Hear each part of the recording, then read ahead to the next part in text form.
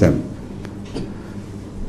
So that is the time to develop a relationship of mutual trust and love, so that the house or the home is the heaven for the children. Such children never grow to that state of mind which is referred to in the question. Whatever happens to them, they'll always turn back to their parents, their sisters, their brothers, etc., for succor and help and for seeking comfort. So the questioner has raised the question, the answer to which is, it's too late.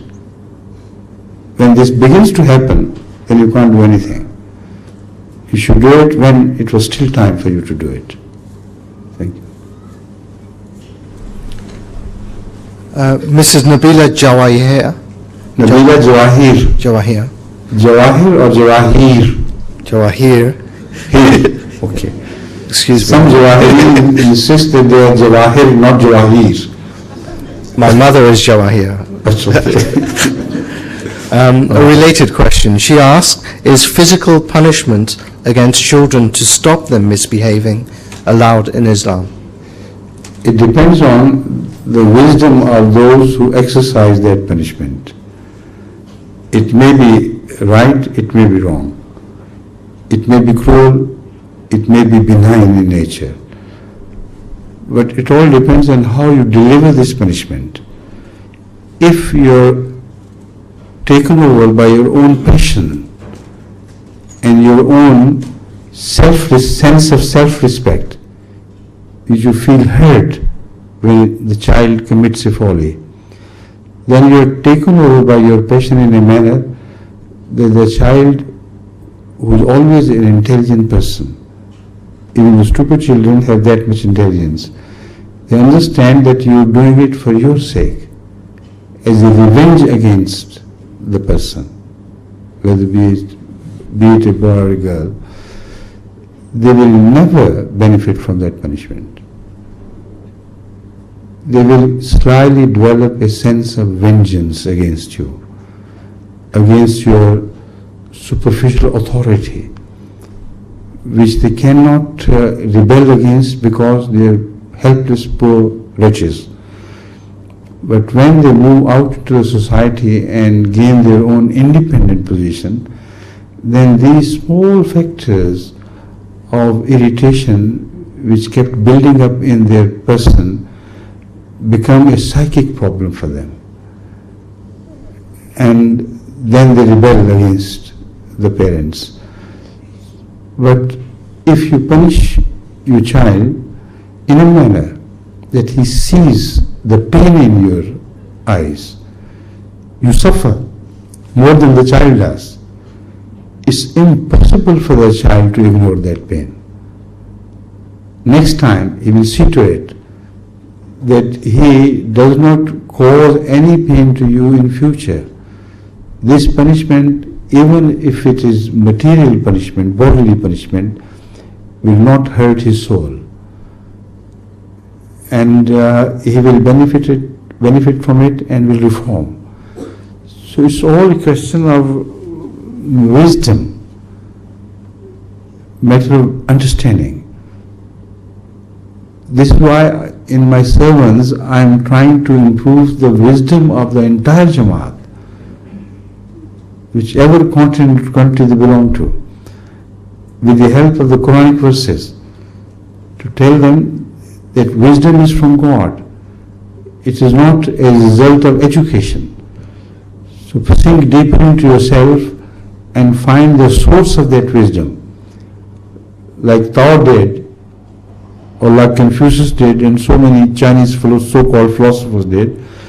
You have to delve deeper into your own self to strike the force of wisdom which lies within you. And this exercise can be done by every person. So whenever they try to control their children, they should have reference to this inner wisdom of their self.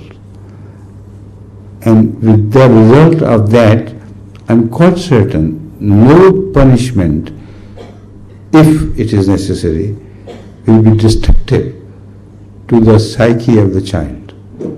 Otherwise, if you do it only to appease your own passions of vengeance and so on and so forth, they will always produce destructive results. Thank you.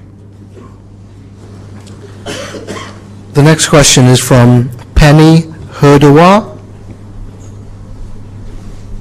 From you? Yes, please. Please.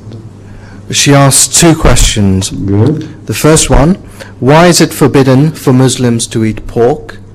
Yes. And the second, is it possible for a Muslim to practice meditation? Meditation. This is exactly what I was talking about. Meditation is very important. Meditation, but I'll turn to that later. First, the pork.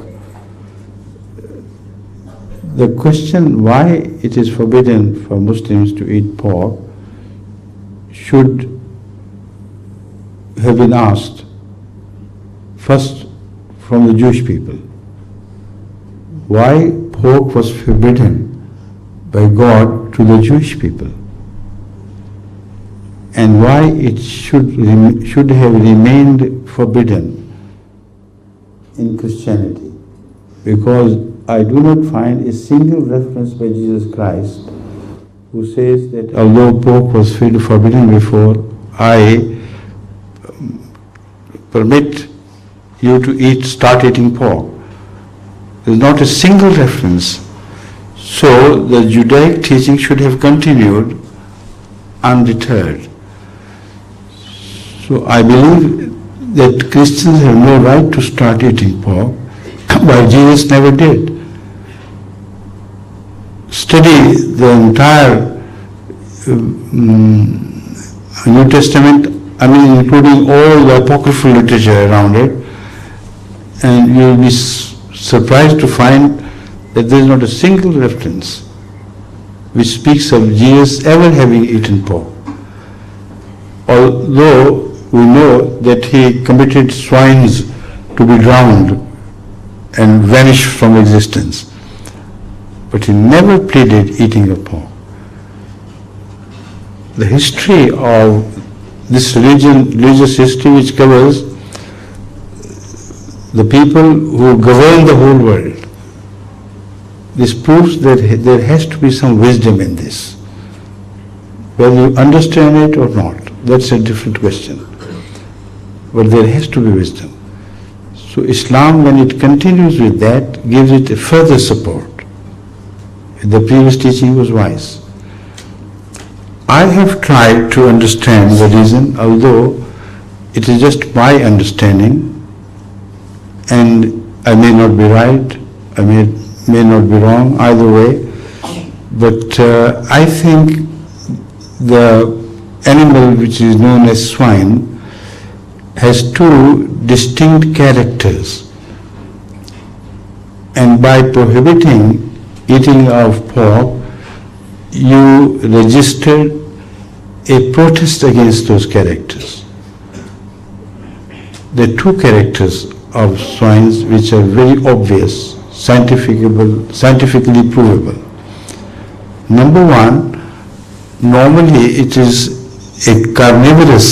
not a carnivorous animal. It eats vegetables, and all the crops which it destroys are vegetative growth. But when its own kith and kin dies, it begins to eat their flesh. Now this is a habit which is not found elsewhere in the entire animal kingdom. Even lions, even wolves do not touch their dead ones. Whether they are offsprings or other wolves, they will never touch their flesh because they are dead. But they can eat other dead animals and their corpses which do not belong to their family, their species. So this, I believe, has to be the reason to register a protest against certain animal habits that God forbade us to eat the flesh of pork.